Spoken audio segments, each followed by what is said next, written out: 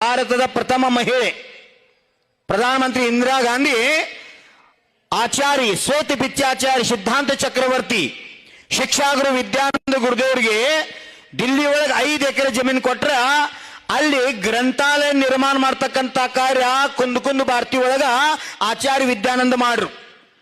ಆ ಗ್ರಂಥಾಲಯ ನಿರ್ಮಾಣ ಫೌಂಡೇಶನ್ ಮಾಡೋ ಸಲುವಾಗಿ ನನಗೆ ಹೇಳ್ರು ಅವ್ರು ದಕ್ಷಿಣ ಭಾರತದಿಂದ ನಾ ಮಣ್ಣು ತರ್ಸಾಕತ್ತೇನಿ ಅಂತ. ನಾ ಕೇಳಿ ಆಚಾರ್ಯಶ್ರೀ ಶಿಖರ್ಜಿ ಈ ಕಡೆ ಉತ್ತರ ಭಾರತ ಮಧ್ಯಪ್ರದೇಶ ಏನ್ ಕಮ್ಮಿ ಐತೇನ್ರಿ, ಇದನ್ನೆಲ್ಲ ಬಿಟ್ಟು ನೀವು ದಕ್ಷಿಣದಿಂದ ಯಾಕೆ ತರ್ಸಾಕತ್ತೇರಿ? ಅವಾಗ ಹೇಳ್ರು ಮೂಡು ಬಿದ್ರಿ.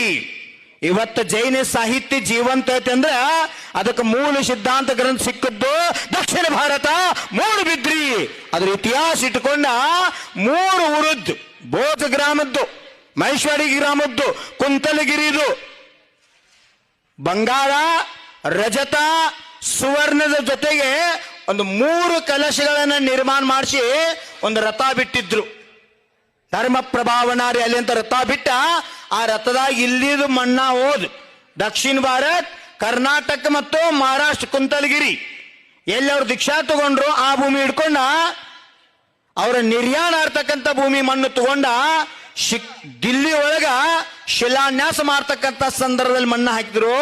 ಅವ್ರು ಇಂಥ ಕಲ್ಪನಾ ಮಾಡ್ರು, ಲಂಡನ್ ಮ್ಯೂಸಿಯಂದಲ್ಲಿ ನಮ್ಮ ದೇಶದ ಆಸ್ತಿ ಅದ್ರಾಗ ಜೈನ ಧರ್ಮದ ಚಿರಾಸ್ತಿ ಅಂತ ನಾವು ಕರಿತೀವಿ.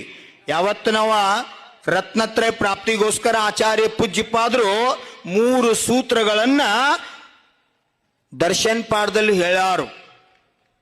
ಆದ್ರ ನಾ ಶಿಖರ್ಜಿ MP ಎಲ್ಲ ಕಡೆ ಹೋಗಿ ಬನ್ನಿ, ಛತ್ತೀಸ್ಗಢ ಮಹಾರಾಷ್ಟ್ರ ಎಲ್ಲ ಕಡೆ ತಿರ್ಯಾಣಿ, ನನಗಿನ್ನ ತಕ್ಕ ಎಲ್ಲೂ ಸಿಗಲಿಲ್ಲ.